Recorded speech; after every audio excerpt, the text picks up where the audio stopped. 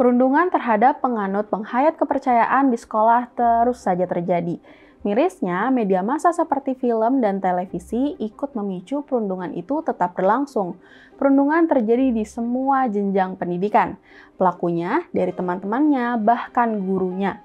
Ini yang dialami oleh seorang siswa bernama Widi dan Amel, seorang siswa penghayat kepercayaan.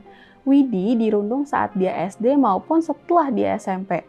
Saat di SD, satu kali ikatan rambut Widi itu jatuh. Melihat itu, gurunya berkata, makanya harus pakai kerudung, biar rapi, biar cantik. Widi kembali dirundung saat di sekolahnya akan mengadakan pesantren kilat. Dia bertanya ke gurunya, apakah dia harus tetap masuk atau tidak. Awalnya sih gurunya memberi kebebasan, tapi kemudian guru itu menyarankan Widi untuk masuk Islam saja. Kalau lebih serumah, pindah saja ke agama Islam, ucap sang guru. Widi kembali dirundung saat di SMP. Ada seorang anak yang manggil dirinya dengan nama bapaknya dan meminta Widi untuk sholat. Perundungan juga dialami oleh kakak Widi, Amel. Amel dirundung dari mulai saat dia SD sampai SMK. Pelakunya juga sama, sesama siswa dan guru-gurunya. Bentuknya dengan sindiran karena nggak pakai jilbab, bahkan sebutan kafir. Seorang temannya bilang Amel banyak dosanya karena nggak pakai kerudung. Nggak hanya perundungan, Amel bahkan sempat mendapat diskriminasi. Amel dipersulit mendapat nilai akademik, khususnya mata pelajaran agama. Gara-gara itu, peringkat Amel sampai merosot dari peringkat 2 menjadi 32. Gara-garanya, guru agamanya memberi dia nilai kosong. Padahal Amel sudah setor nilai yang dia peroleh dari penyuluh agamanya. Keputusan Mahkamah Agung yang telah menyatakan penghayat kepercayaan wajib mendapat hak sosial dan hak politik belum dilaksanakan banyak pihak. Mirisnya, bahkan masih dilakukan oleh instansi-instansi pemerintah itu sendiri.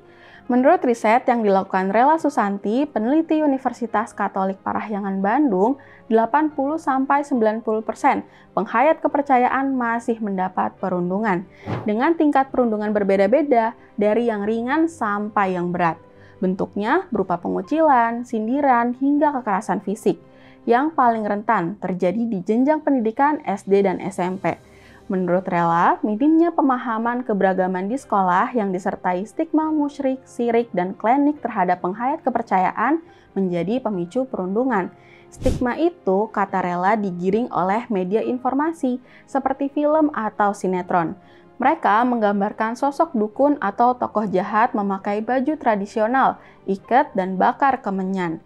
Ketika melihat seseorang yang bakar kemenyan, menyajikan sesajian, dan memakai baju tradisional, akan dijudge, oh ini orang yang jahat di film, ucap Rela. Faktor lainnya belum adanya tindakan serius terhadap para pelaku perundungan. Ini disampaikan oleh Koordinator Jaringan Pemantau Pendidikan Indonesia atau JPPI Ubaid Madraji.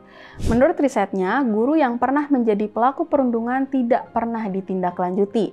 Guru pelaku perundungan tidak pernah ditindaklanjuti atau diberi pembinaan, ucap Ubaid. Perundungan nggak boleh terjadi kepada siapapun dengan alasan apapun. Karena itu, negara harus turun tangan menindaklanjuti semua kasus perundungan yang terjadi, termasuk di sekolah. Stop perundungan.